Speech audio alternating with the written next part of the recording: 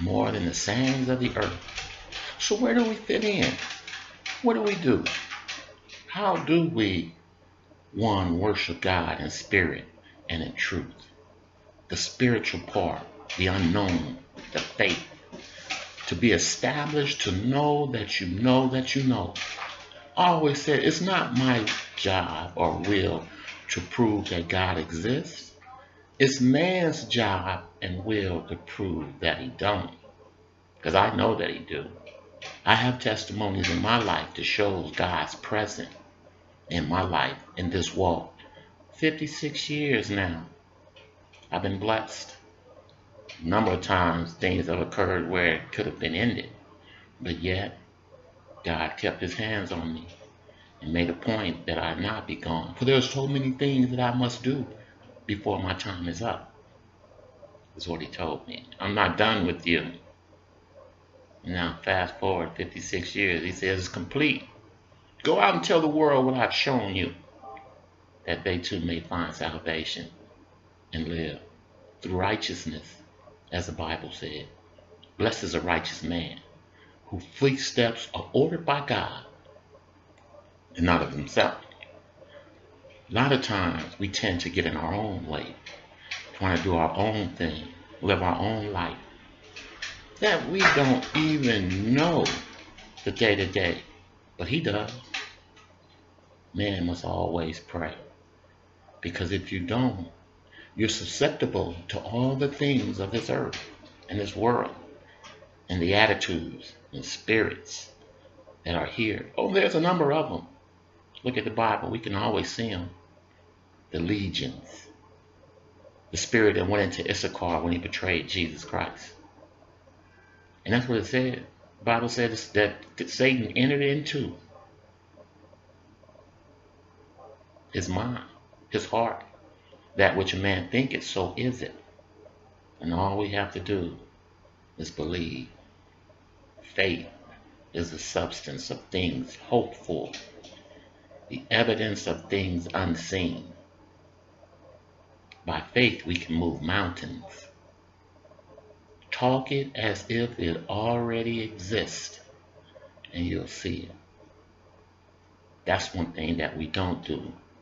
We talk as things to come. God spoke of things as if they are already there. Go back to Genesis, first chapter. First 6 days, each day he accomplished. Let there be light. Let the firmaments of the sea separate itself from the land. Let the stars in the heavens be. God spoke as if they already were. The thing that we have to learn to do is be as he is. Speak as he do. Those things which we want, we should speak them into existence. You know, you have a lot of people that say, I don't like negative people around me because they breed negativity, which is true. If you look at it, the words that people speak only have the power that you give it. So you can have someone with a nasty attitude. If their words mean so much to you, they will affect you. You will dwell on them, you will constantly think about them, and then you will act on them. And the only thing we have to do is understand God's word is the only word that matters.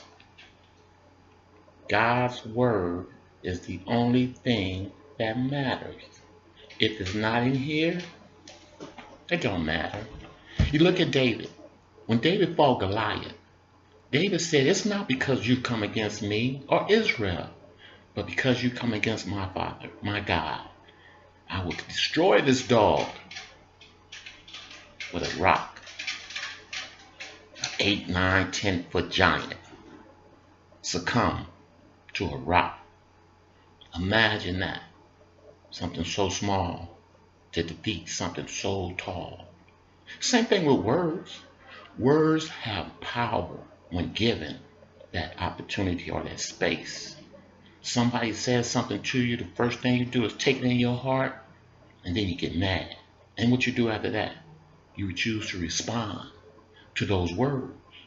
When a lot of times, words have no meaning at all other than that which we give it. If you take it into heart, oh, it's going to disturb you for sure. But is it worth it? Nah.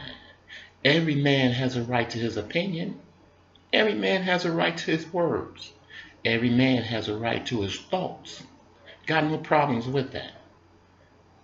When you cross the line to put your hands on another individual, you have now belong to that person.